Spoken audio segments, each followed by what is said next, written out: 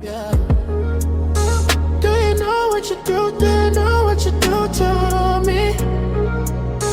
Do you know what you do? Do you know what you do to me? On Cedar Block, Cedar Block.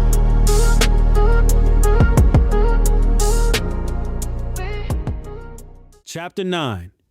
You Worth Fighting For. Malik woke up before the Sunday Serenity was still asleep on his couch, curls messy, blanket half off her shoulder. He watched her for a second, not in a creep way, just grateful. She was still here.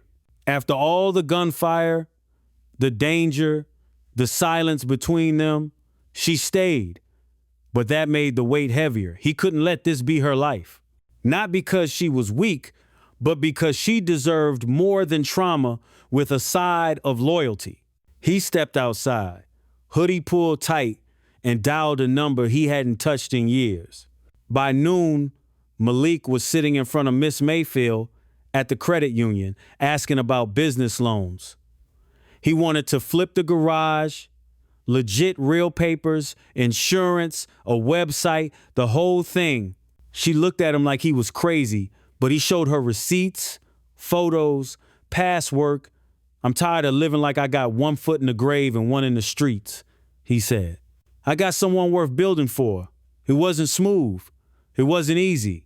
But the fire in his voice made her slide the paperwork across the desk.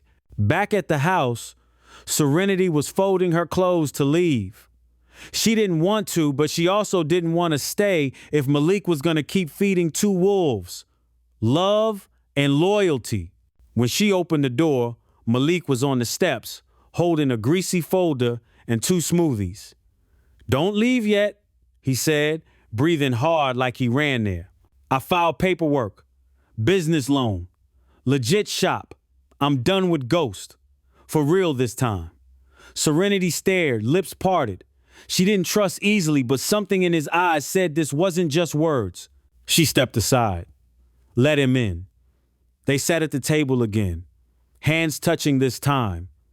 You did all that today? She asked. Before noon, he nodded. Because I ain't losing you over a man who don't value life. She didn't smile, not yet, but she exhaled like she hadn't breathed in days. And under that quiet, Malik Carter was becoming something the streets never trained him to be, accountable. And that hit deeper than any bullet ever could.